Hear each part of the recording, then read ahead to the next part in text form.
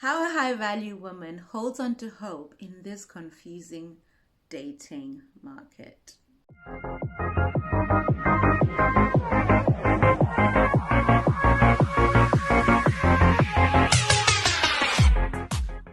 There's a scripture that says, hope deferred makes the heart sick. It makes the heart not want to love again. It makes the heart just not really care too much. It literally makes the heart just close up and not open up again.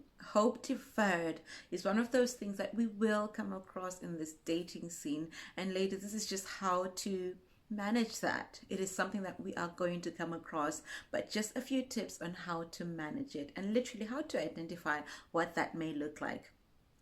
Hi, my name is Unique Svanda, and I am your online dating coach here at the Black Swan Relationship Academy. And I'll be coming to you every single week with all the other coaches to give you some tips on how to manage this dating scene, especially now with online dating and the world opening up again, and now being able to go out there and date and meet that high value man that you'd always been wanting to meet. So let's get into it. How hope deferred makes the heart sick. I'm reminded of Ruth, Naomi, and Oprah when they had come across a really emotionally heart-wrenching situation. If you really think about it, they've all lost their husbands. The daughters-in-law have literally left their homes to be with this woman, and they're at a crossroad where she has heard that there is abundance and there's provision in her land where she grew up after before she followed this man. And that's another thing sometimes, ladies, that we do. Obviously, when in those days when you got married, you went to wherever your man was, and that is where you made your life. So unfortunately, in this case, we always say that Naomi had lost hope. She was grieving, and she decided to go back home. Ruth, on the other hand, as well, decided to go with Naomi, but we never really know the reasons why she actually decided to do that. As well as Oprah decided, I don't want to go with you, woman. I'm just going to go on my own trip. Please bear with me as I give you my own rendition of this story. So the thing there, what we have to look at in relation to this topic of hope, is that Oprah decided she was going to go back to her family. And maybe that's where her hope lay, where she could find and keep her hope alive. Ruth, on the other hand, decided to stay with Naomi. So when we really break down the story of Ruth, yes, we know that she eventually met Boaz, and she was guided and by Naomi on how to actually get the man, get the ring kind of thing. But we never really know why she decided to follow Naomi. I would like to think a part of her as a high value feminine woman was that she may have lost hope. And out of her loyalty to Naomi, decided, you know what, I'll just devote my life to you and I'll look after you because you're an old woman. I don't really want you doing that journey on your own, so I'll come with you because what have I got to lose, right? And that is what hope does sometimes. It allows us to start doing things that we normally wouldn't do. We normally wouldn't sacrifice. It allows us to become a little bitter sometimes. I'm not saying that Ruth was that way. Don't correct me. Don't come for me in the comments, okay? I'm not saying that is how Ruth was. But the thing is, we don't know the state of her heart in that time. But she chose to just go with Naomi, which in this case was a good and great decision that she made. But as we are dating, there are certain things that we have to really be aware of as feminine women, which is our hearts. We have to guard our hearts. So there's this other saying as well, verse in the Bible, it says, as a man thinketh, so is he. And out of the mouth flows the issues of the heart.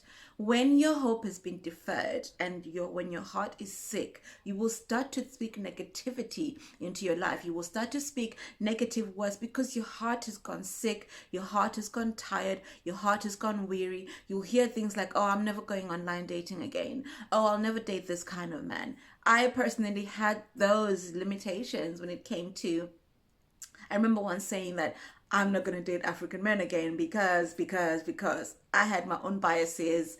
Might I say I've been quite wrong. But that's the thing. When we lose hope, we start to assign different narratives to our lives. We start to dig up from this sick heart. We start to dig up from this heart that is now tired, this heart that is now just annoyed with life, instead of taking time out to allow our hearts to heal, instead of taking time out to allow our hearts to bleed and to rest before we go out into the dating market. This is how we keep the hope alive, ladies. We allow our hearts to heal. We allow that bitterness to be questioned. We allow that bitterness to be questioned through coaching, because in questioning the bitterness, it is then allowed to come out. The problem with this society nowadays is that we tend to rely more on what everybody else says. You will hear about things about how someone has had a really bad experience online dating, and then they then transfer that to their friends. It then becomes toxic because that is now the narrative that we're living from. When in reality, when hope is deferred, all it really needs is time to heal. The one thing that we have to understand, ladies, is that this is all part of the process. We know about how Cinderella and everybody else, every princess or fairy tale had to kiss frogs before they got to their real prince, had to experience certain things before they got to the eventual destination. Just like how a butterfly has to come through the chrysalis process in order to flourish, in order to become this beautiful creature that we see today. In talking about the butterfly, if we look at it during the days when it's a caterpillar, it eats, and it literally just goes really big very quickly. It eats everything inside, all the leaves inside, like literally just munches and chews on them. But that is all in preparation for the shell to go hard, so that it becomes this chrysalis, which can then cover everything in darkness, so that this butterfly, this beautiful butterfly, can come out of that chrysalis. So as a metaphor, we can use that as our lives. When all things start to look dark and all things start to look as if they're bleak, this is the time to take time out to self-care. This is the time to take time out to look after yourself, ladies, so that your hope is not deferred. This verse, I always look at it as a warning that when hope is deferred, the heart grows sick.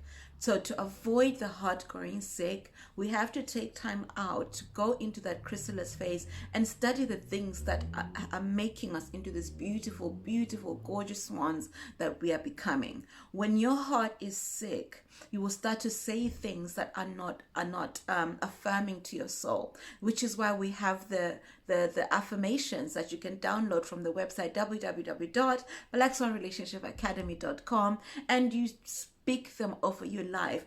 Chengi recently told us of this thing where she started to write out affirmations for herself and put post notes all over on your mirrors. I have one of my mirrors that say I am enough written in lipstick with the kiss sign on it, because I need to remind myself that I am enough. Everything I know and everything I am is for this very moment. I am built for this very purpose. I have to always remind myself, because sometimes when my heart is sick, it does not want to hear that. Ever heard of anyone, normally when you're really ill, sometimes you don't even want to take the medication because it's just nasty. Sometimes you don't want to go to hospital because you don't want the drip in your veins, because you don't want to be lying down, you want to be active. But sometimes when your hope is getting to a point where it's deferred, this is the time to take in the nourishment that you need. This is the time for you to go into your chrysalis and look at the situations that are making your heart sick. So in this process of the chrysalis, we have to always think of the fact that everything that comes your way is not here to damage you. Everything that comes your way comes to build you for the purpose, because there is purpose in this process. Even though there is pain, sometimes, remember, ladies, there's always purpose in the process. This is where we now look at your relationships and ask you what the feelings around those relationships have been. When you feel like your heart is sick, it's because it is trying to tell you something that you need to fix. Anytime you have any symptoms of an illness, it's telling you that something is wrong somewhere. Anytime you have a headache, most of the time, when migraine, if it goes on for too long, it's time to sit back and assess what is bringing on that pain. In the same way, when it comes to your heart, ladies, you need to sit back and assess where that emotion and that pain is coming from. This is the time for you to study what you could learn. Because remember, every bad relationship that comes your way is a lesson. It's a lesson on how not to do something. It's a lesson on how to become more high value. It's a lesson on how to become this beautiful swan that you're emerging into. You wouldn't have come across this because God knows you can manage this. God knows that you can manage the situation so that you become the purpose-filled woman that He needs you to be. In this very situation, when we look at the people like Esther, she literally was an orphan girl, and she had to marry this heathen king and be potentially part of the concubines if she did not please the king that night. But she knew that this was part of her purpose. She went through those 12 months of preparation to meet this king who was not even a Christian, who was not even a man of God, who was not even something that, you know, we could actually be thinking of, okay, this is what you're preparing for. It's not even something that we would want in this day and age. But because she understood her purpose was to liberate the Jews, she went through the process, and the king was pleased with her, and then she became the queen. So in the same way, ladies, there is a process in this pain. There is the process in this thing that we call when the heart grows sick.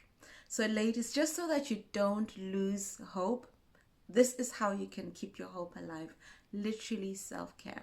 Look after your heart and question those emotions. Allow yourself to cry if you have to, but get up again and do the things you're supposed to be doing. Allow yourself and your heart to bleed when it needs to bleed. There's a saying again that I once heard. I know I'm making so many sayings today, but there's a thing I also heard from Marissa Peer, where she says, when you don't allow your tears to come out of the right place, which is your eyes, they will find somewhere else to cry throughout your organs. When we don't allow our pain to come out in tears, to come out in emotions, we are literally blocking it and then causing it to find another way to cry.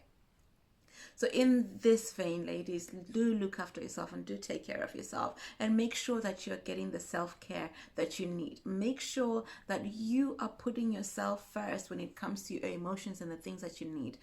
Referring back to the Nice Girl Rehab, I know sometimes self-care can be a very touchy subject when it comes to being a Christian woman and being a serving woman. The thing is, you cannot give out of empty. You need to make sure that your vault is always full for you to be able to give from. And for it to be full, you need to actually be depositing in it. When we look at the Nice Girl Rehab, just to give you a quick summary, in the first week we did the 5 core needs and the 9 negotiables. It can be laughable, but to be honest with you, when you start to understand your core needs, you understand how you need to be loved. You understand what you need to be happy in a relationship. And those are the things that we teach in the Black Swan Relationship Academy. Well, the very things that allow you to prevent your heart being sick. Because the reasons that your heart are being sick is the fact that you're not receiving the love that you need from the man that you're looking at. And it could just be an adjustment in the way you show up in this relationship. It could also just be an adjustment in the way you choose men, in the way that you ask for your needs to be met. Because there's a difference between demanding and asking for a need to be met. Because masculine men are more than happy to make sure that your needs are met, because they know that a happy wife equals happy life. Masculine man is ready to cherish you and keep you safe and make sure that you are provided for emotionally in this space. If you are in a current relationship and you're noticing shifts and changes that you're not liking, there's so many programs on the Black Swan Relationship Academy that you can refer to. Emotional mastery, feminine mastery, that will help you to literally regain the hope that is making your heart sick. Because for something to be made sick, that means that something is being injected into that scenario that we need to correct. So it's not necessarily what is in your heart, what is in your mind. It is really the medication that you're giving yourself so that your heart stays healthy. And this is how we keep the hope alive. So that I don't go too long, I will be addressing a few more things when it comes to pain, the pain that we feel during breakups, the pain that we feel during relationships, and the pain of the process as well. So watch out for the next few videos that I'll be covering, and how to literally master your feminine energy within this process. My name again is Unique Sabanda. I am your online dating coach here at the Black Swan Relationship Academy, and I really wish you have an amazing week. See you next week. Don't forget to like, share, comment, and subscribe, and have yourself an amazing day.